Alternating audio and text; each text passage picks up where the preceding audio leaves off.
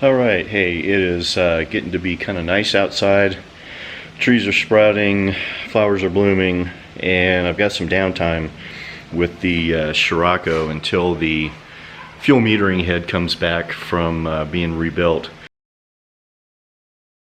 So I'm trying to think of things to do in the meantime, and one of the things that came to mind was if that fuel distributor was kind of gunked up, I wanted to go ahead and take a look at the warm-up regulator.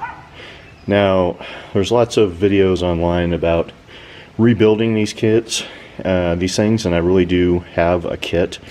As I understand it, there's not a lot to these things, and really fuel comes in and goes out in a column right in here, and the rest of it, so the rest of this volume is not flooded with fuel. It's really just sort of kept in here. There's a diaphragm in here that adjusts and whatnot. What I was really worried about was whether this thing was going to be as gunked up as the fuel distributor.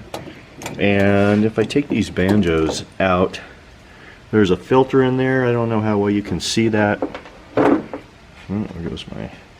Okay, how well you can see it.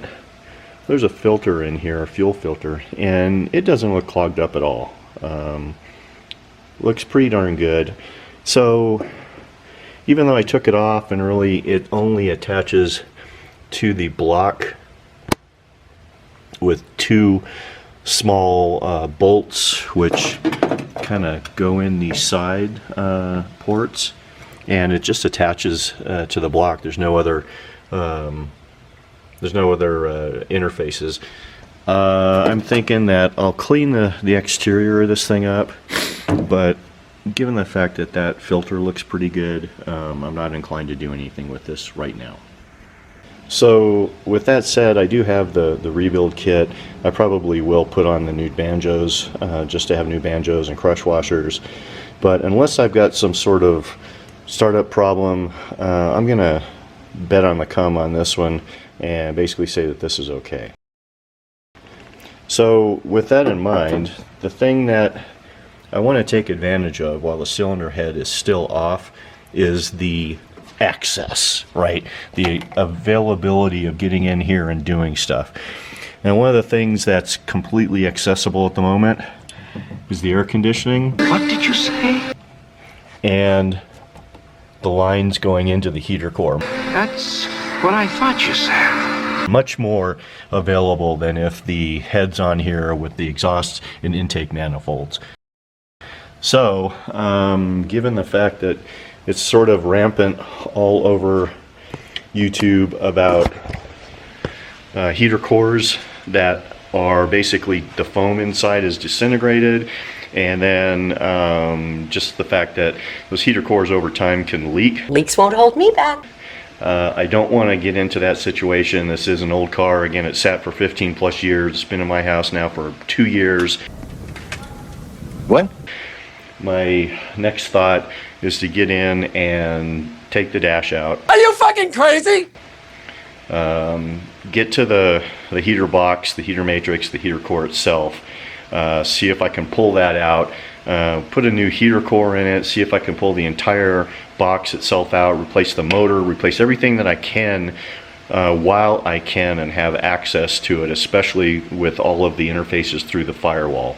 And while I'm in here, because this is a 1985 Mark II with air conditioning, do the air conditioning. No! God, please, no! No! So if I'm going to get in there with the heater core, it's the perfect time with the dash off to crack the lines open. All the Freon is gone, long gone from years ago. There's a hole in the condenser.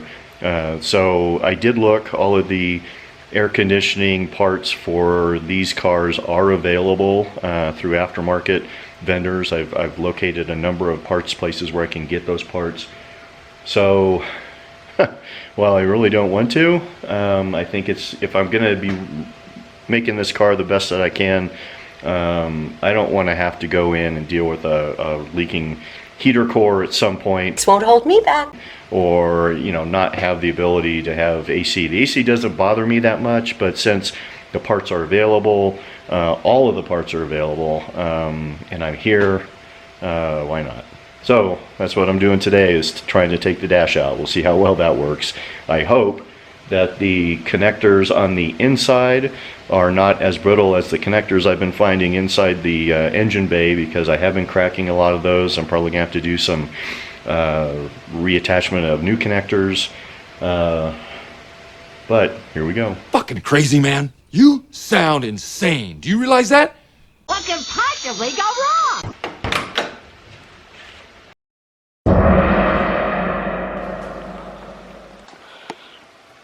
All right, I've had this steering wheel off once before. While I don't think it's completely necessary to take the steering wheel off, the manuals basically say go ahead and do that. So that's the first thing I'm going to do, is take the steering wheel off and then follow the manual. It doesn't, in the Haynes manual, it doesn't look too difficult to take a Scirocco dash off. Are you serious? Right now it's got this cover on it, but I do know it's got some cracks. With it off, it does give me the opportunity to send it out and be reskinned, which I'll definitely do to get rid of those cracks.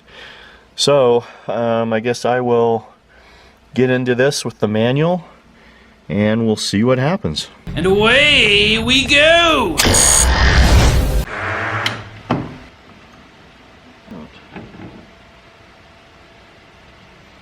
While I'm here, I'm just going to go ahead and put this washer and nut back on here so that I don't forget them. And I noticed I did mark this from last time with the mark showing up where the steering wheel should be, so that if it's cocked, you know where to put it back.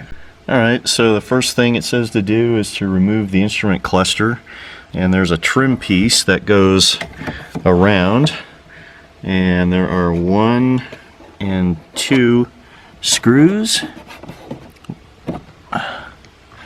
and that part comes off first. And once those screws are out, this trim piece comes right out. Alright, so you can kind of see in there where those trim pieces were screwed into. And then here's the instrument cluster, and the screw up here in the middle apparently is the only thing holding this guy in, so that'll be next. To take this top screw out, it says loosen by removing the screw shown here, and then tip forward, but do not fully remove the cluster, and remove the speedometer and vacuum lines from the rear of the cluster. And then you have to do the speedometer cable, which is also back there, and I think another one for the tach. So there's a couple cables back here. Let's get this loosened and see what happens. So I'm going to pause here for just a minute. So while the manual basically said to take the speedometer out, I couldn't get my hands underneath the dash and to the back side of the speedometer, or from the speedo cluster, other than to remove the speedometer cable itself. It turns out that there's 2 flat ribbon cables back in the back of the speedometer cluster that I just could not get out. So as you'll see later on in this video, I ended up removing the dash with the speedometer cluster still attached to the frame.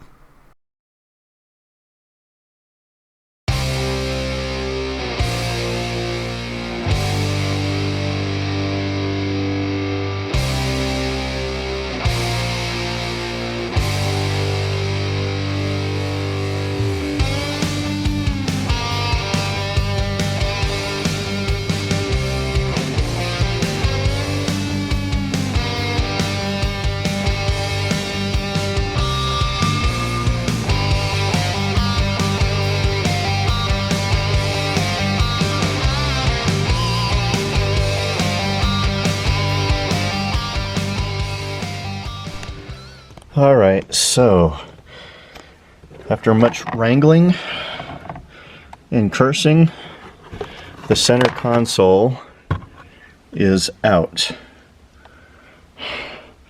leaving this wonderful mess behind.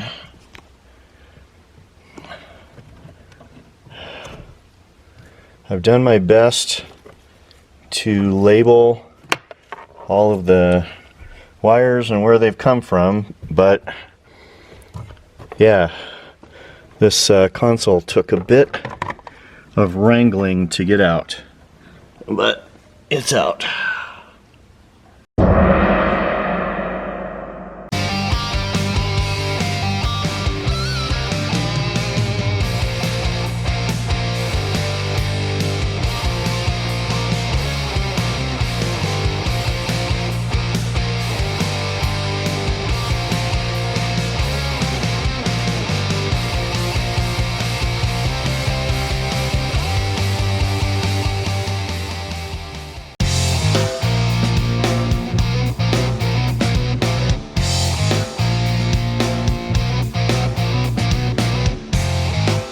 Six and a half hours later.